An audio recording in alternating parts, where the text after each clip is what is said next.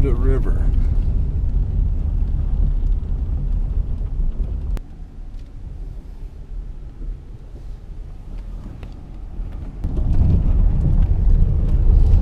I tell you, it's hundreds and hundreds of miles back here. Maybe not hundreds and hundreds, but I've been traveling probably 6 hours back on roads like this, straight up into the wilderness. We are getting close to the Pipestone River. That will be the next river we cross, and then we'll be heading over to Stirland Lake. So right now this is the second day. I came up here yesterday afternoon on Friday, and it got late. It got to about 10 o'clock, and I decided to stop and sleep in the car. Wouldn't be able to make it there today, so this is Saturday morning, about almost 7 o'clock in the morning. So I slept in the car. So just finished the trip here this morning, Saturday morning. And this is basically what it looks like every mile. Past a couple huge big gravel pits where they're digging out gravel. They got big huge piles where they refurbish this road.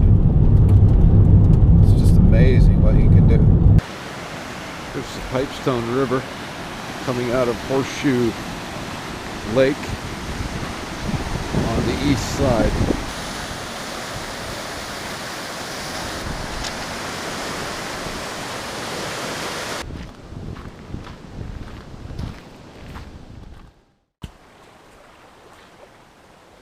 Ready to put up the tent, and I got a nice soft spot here with peat moss, and so I'm just kind of breaking up the big mounds of peat moss, dead stuff, and kind of distributing it so I'm angled right with my head.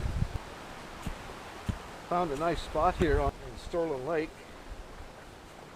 on an island. Got a tarp up here because looks like it's gonna rain. I'll give you an idea here what it looks like out toward the lake.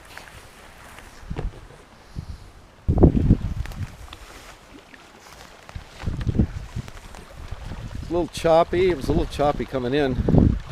I had to go about 2 miles. You can see the dark clouds. It's threatening to rain. We had a few sprinkles. So I had to kind of carve out a campsite here. Kind of a nice area. I'm going to have this canopy kind of sticking out over the front of the tent so I can cook on the front. Got this beautiful moss here. It's pretty thick. The First Nations people used to, before the Pampers came into being, the curse of Pampers, they would take this moss and dry it out on the rocks and put it in their baby's diapers, and then they would just throw it back out into the woods and the bush, and it would decompose, and it was harmony with nature. But now, with the advent of Pampers, they just do the same thing, throw it out the back. At least they did 20, 30 years ago. Throw it out the back and it becomes an environmental hazard.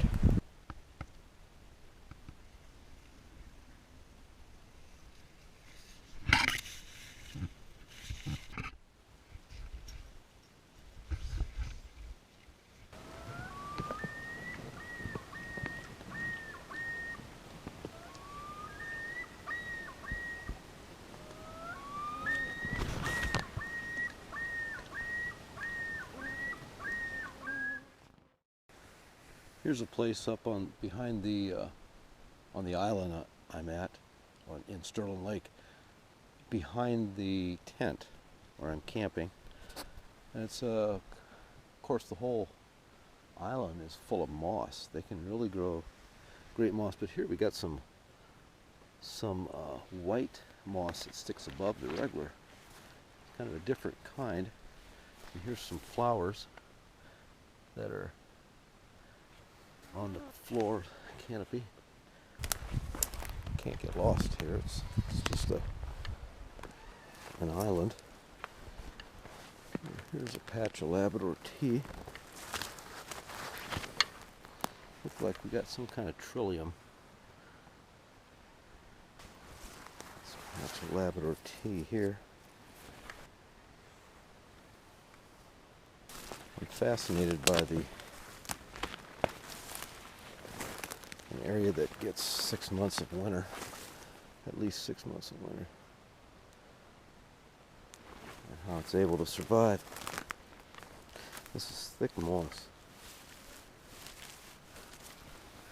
Tear it apart like that, it's really thick. This is the right side of the island, and it falls down, and over on the other side there's another falls that goes down. So the island's kind of in the middle, and it would have been a good place to camp.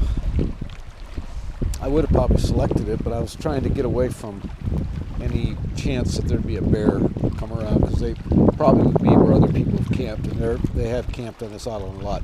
Even though it'd be a great place to camp, I probably would do it in the future. But that island, straight ahead,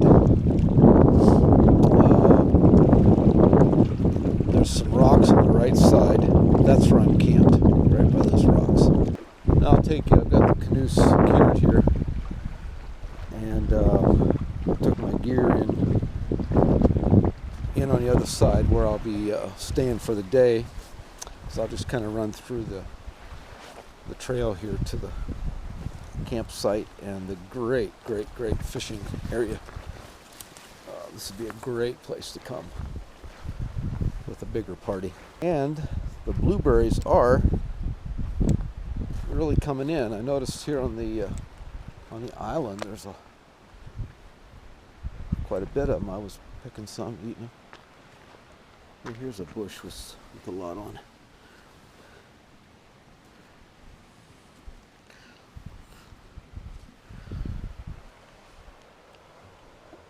Pretty good. This is the right side of the island where it flows down through a little rapids area. But it's not a great place to fish on this side. On the bottom, the better fishing is on the bottom of the rapids, and there's just no place to get on the left side here and down. But there's a great place on the other side where it flows down. So follow the trail over there.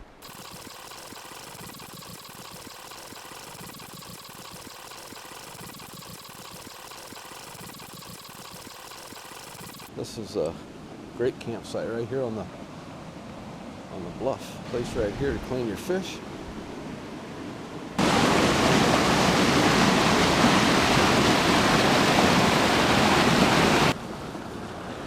Here's the high point. Down in the rapids. My little refuge in case it rains. Gotta have a tarp, something to put over it for the rain. It's been raining off and on. It's just a little misty today. You never know when a big downpour is going to come. Now down there, that's a great place to stand right there to fish. You can cast out into this area here. There should be a lot of walleye there. I'm going to find out. Yeah, it'd be a great place to camp. Have a lot of fun. You could put a fire right there.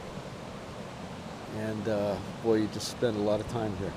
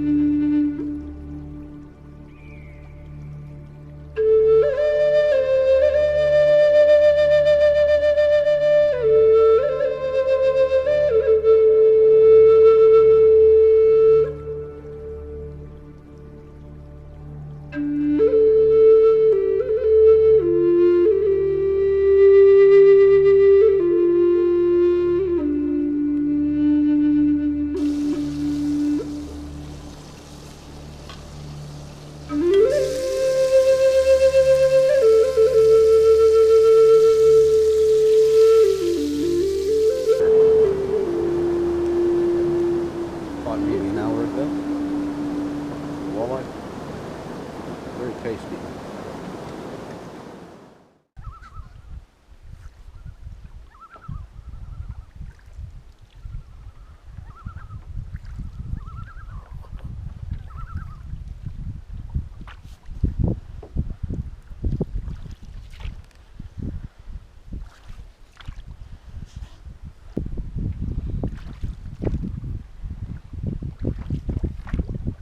There on the north shore of Stirland Lake is the former Stirland Lake Boys Camp from Northern Youth Ministries. It's since been abandoned. Someone else has kind of taken it over as some kind of a camp.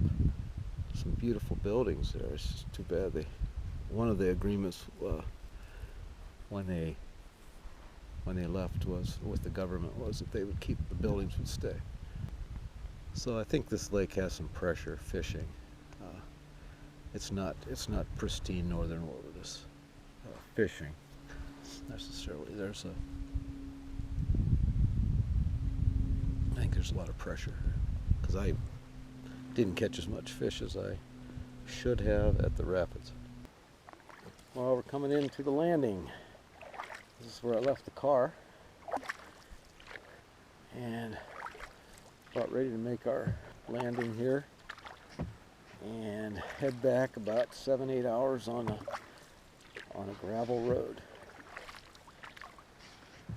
Hopefully the car's there and hopefully it works.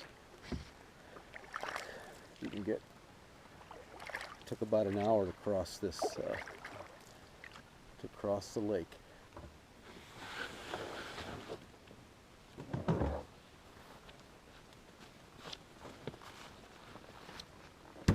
I had a Starbucks energy drink in that cooler the whole time.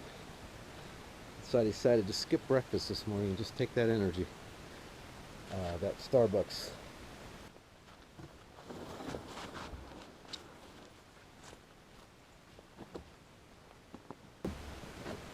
That tent worked out okay. That was the tent that the boys used at Bonnaroo and Abby used.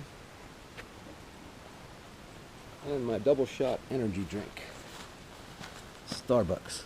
Yeah, couldn't have done without that tonight. On the way back, left at 12:30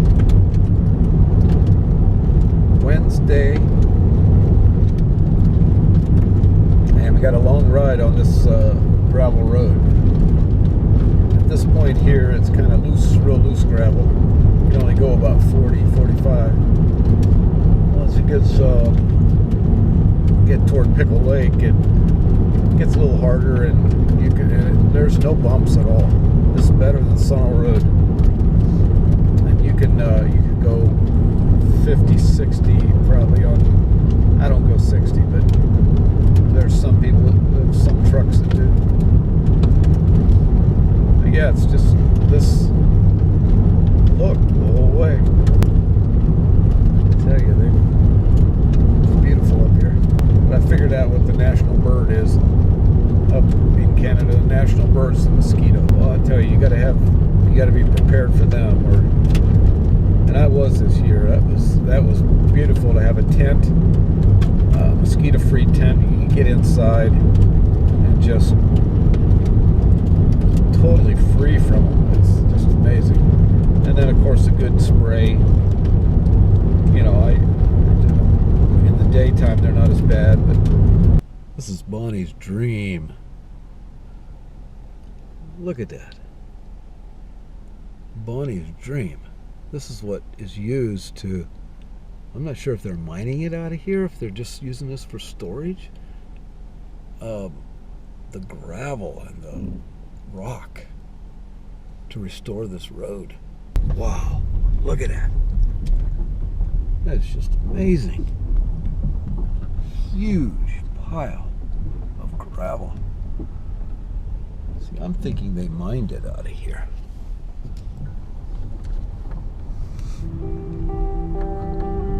Not sure. This is Lake Ontario. Coming close to Sault Ste. Marie.